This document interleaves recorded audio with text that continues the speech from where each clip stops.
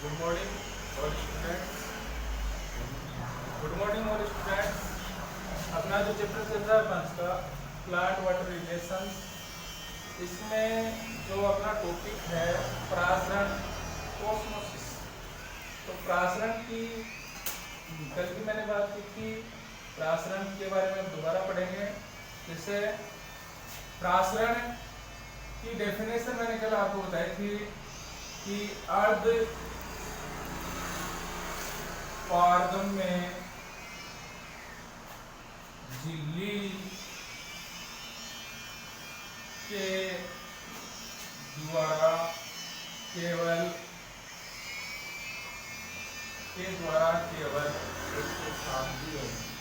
विलायक के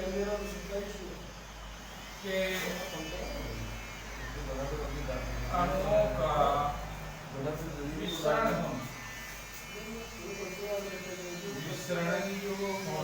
विसरण होना क्या कहलाता है? परासरण।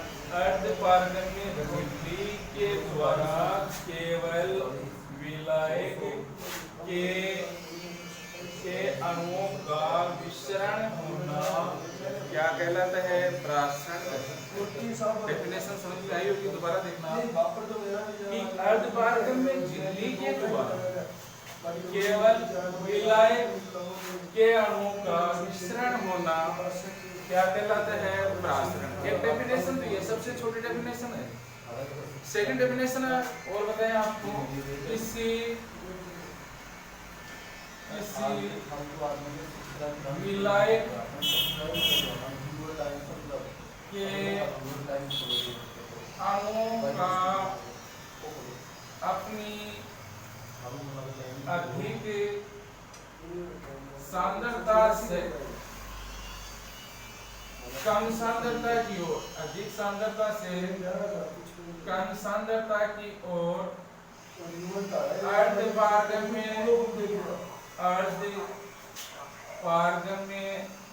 झिल्ली के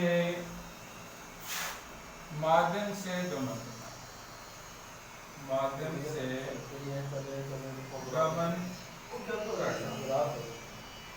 क्या कहलाता है? परासरण।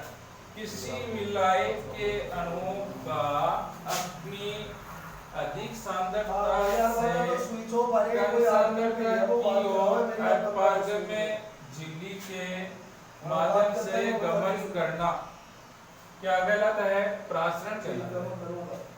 अब यहाँ दो नाम आए हैं, अधिक सांद्रता और इधर क्या है? कम सांद्रता। विसरण में भी ऐसे था, अधिक सांद्रता से कम सांद्रता की ओर, लेकिन विसरण में क्या नहीं था?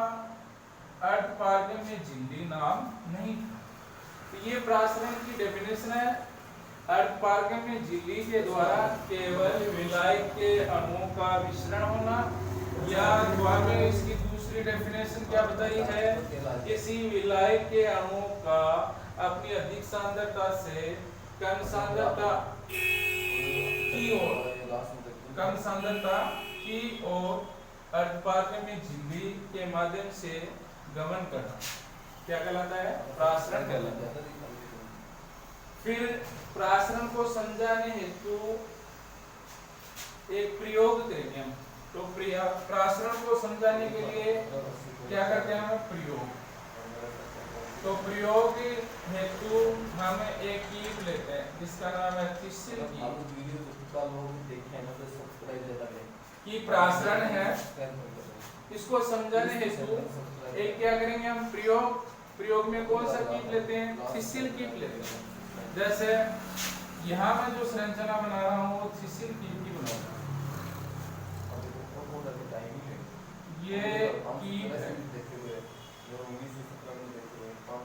ये कीप है। कौन सा? Thistle keep. और इसके मुंह पर देखो, ये इसका मुंह भाग है जिस पर आपने क्या बांध दी? अर्धपारगम्य झिल्ली। क्या बांध दिया आपने? अर्धपारगम्य झिल्ली। थिसिल कीप था, इसके मुंह पर हमने अर्धपारगम्य झिल्ली बांध दी। इसके अंदर हम शर्करा का विलयन लेंगे।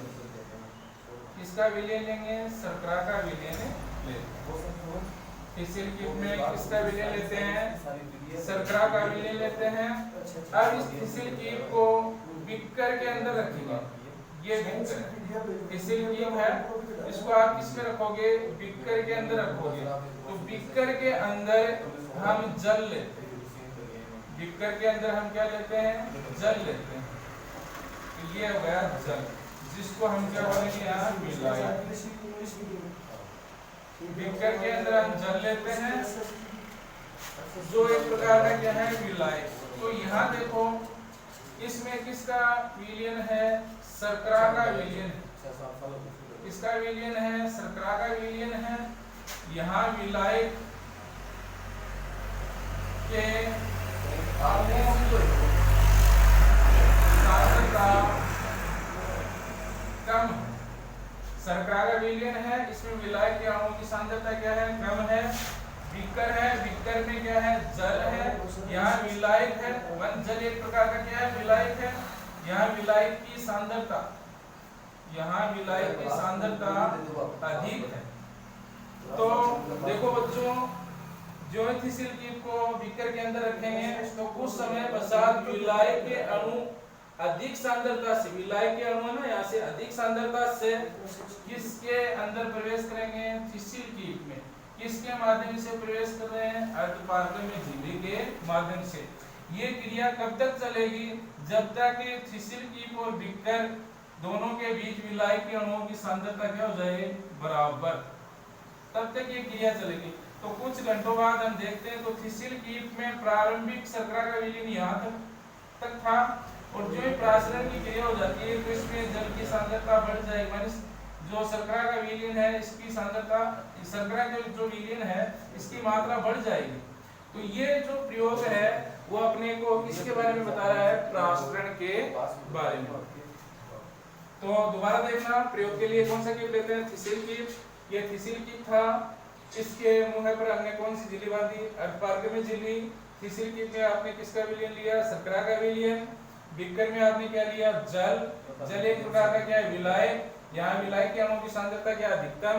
और शर्करा का जो विलयन है इसमें विलायक के अणुओं की सांद्रता क्या है? कम है। तो ये विलायक के अणु अर्धपारगम्य झिल्ली के माध्यम से अधिक सांद्रता से कम सांद्रता की ओर क्या कर जाते हैं? गमन। और ये जो प्रयोग है वो किसको इंगित कर रहा है? प्रासरण को। नेक्स्ट बिंदु देखो, प्रासरण के प्रकार। प्रासरण के प्रकार।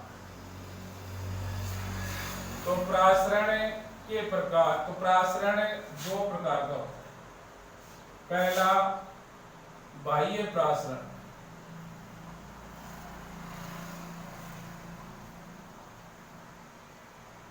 दूसरा अंतः प्रासरण।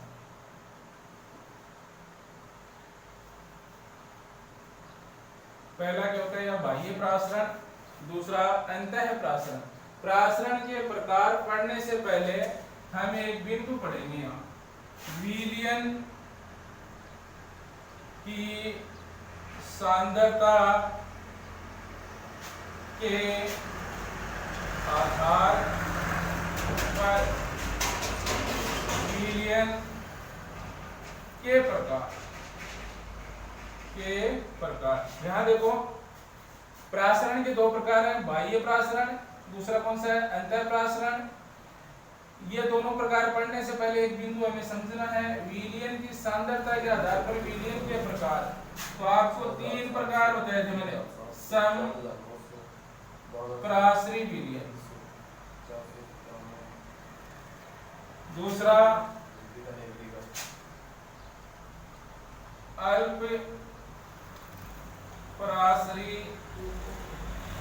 विलयन, तीसरा अति प्रासरी विलयन। पहला कौन सा है? देखो, विलयन की सांद्रता के आधार पर विलयन के प्रकार कुल 3 प्रकार होते हैं। कितने प्रकार होते हैं? 3 प्रकार। पहला कौन सा है?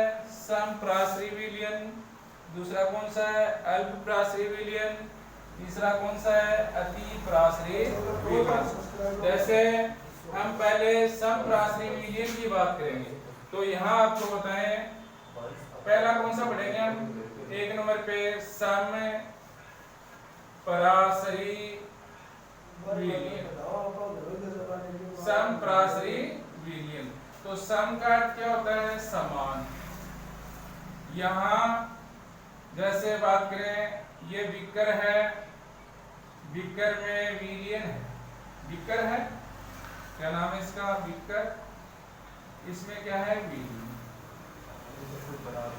जैसे विलयन में एग्जाम्पल है नमक का 0.9% कि यहाँ बिक्कर लिया, बिक्कर के अंदर एक विलयन डाला, वो विलयन किसका है नमक का घोल जिसकी मात्रा है 0.9%। दूसरे साइड में इसके रखेंगे हम ये कोशिका, क्या है कोशिका, कोशिका के अंदर क्या है कोशिका द्रव्य, कोशिका द्रव्य। तो यहाँ पर बीकर है, बीकर में विलयन है, विलयन किसका लिया आपने नमक के घोल का 0.9%। यहाँ एक कोशिका ली है तो ये कौन सी कोशिका ले लें हम आरबीसी, आरबीसी एक प्रकार की कोशिका है जिसका क्या है यहाँ कोशिका द्रव्य। तो यहाँ बताएं किसी विलयन के अणुओं की सांद्रता, किसी विलयन के अणुओं की सांद्रता और कोशिका के कोशिका द्रव्य की सांद्रता। मानिए यहाँ लिखें विलयन के अणुओं की सांद्रता और यहाँ बताया आपको कोशिका द्रव्य के अणुओं की सांद्रता। दोनों की सांद्रता बराबर है इसलिए इसे हम क्या कहेंगे समप्राश्रयी विलयन। तो इसकी डेफिनेशन आप देख सकते हो, वह विलयन जिसकी सांद्रता कोशिका द्रव्य के अणुओं की सांद्रता क्या हो बराबर, उसे आप क्या कहोगे समप्राश्रयी विलयन। यहाँ पर दो लिए गए हैं, दो की तुलना की गई है। जैसे बीकर में आपने विलयन लिया है, इधर आपने कोशिका ली है, तो विलयन की सांद्रता और कोशिका के कोशिका द्रव्य की सांद्रता दोनों क्या हो बराबर हो, उसे आप क्या कहोगे समप्राश्रयी विलयन। सेकंड है अपना अल्प प्राश्रयी विलयन।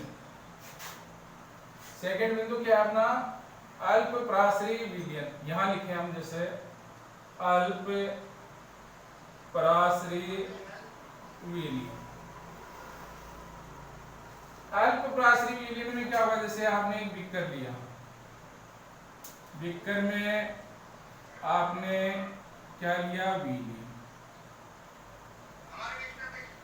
इधर क्या है कोशिका है, कोशिका में क्या है कोशिका द्रव्य, कोशिका द्रव्य।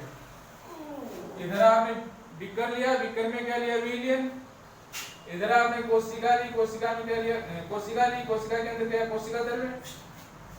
तो यहाँ अल्प प्राश्रयी जो विलयन है, अल्प का अर्थ क्या होता है कम, तो विलयन की सांद्रता कोशिका द्रव्य की सांद्रता से क्या है कम, विलयन की सांद्रता कोशिका द्रव्य की सांद्रता से क्या है कम, अतः हमें इसे क्या कहेंगे अल्प प्राश्रयी विलयन।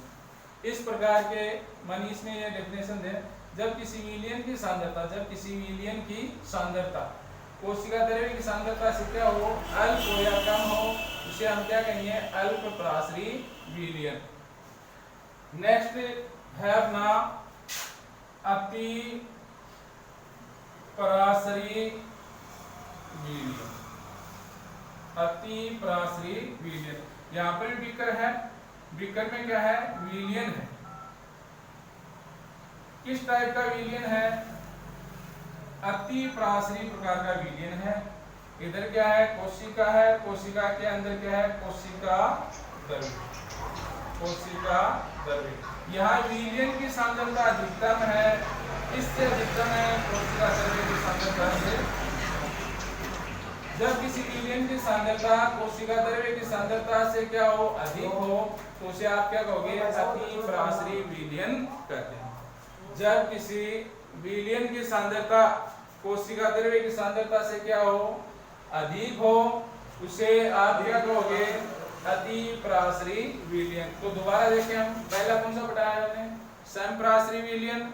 जब किसी विलयन की सांद्रता कोशिका द्रव्य की सांद्रता के क्या हो, बराबर, उसे आप क्या कहोगे, समपराश्रयी विलयन। सेकंड कौन सा अपना, अल्पपराश्रयी विलयन। जब किसी विलयन की सांद्रता कोशिका द्रव्य की सांद्रता के जब किसी विलयन की सांद्रता कोशिका द्रव्य की सांद्रता से क्या हो, कम हो, तो उसे हम क्या कहेंगे, अल्पपराश्रयी विलयन। तीसरा कौन सा अपना, अति पराश्रयी विलयन। तो इसमें क्या बताएंगे, जब किसी विलयन की सांद्रता कोशिका द्रव्य की सांद्रता से क्या हो, ज्यादा हो, तो उसे हम अति पराश्रयी विलयन कहते हैं। फिर अपना टॉपिक क्या है, प्रासरण के प्रकार। तो इन प्रकारों की चर्चा कल करेंगे।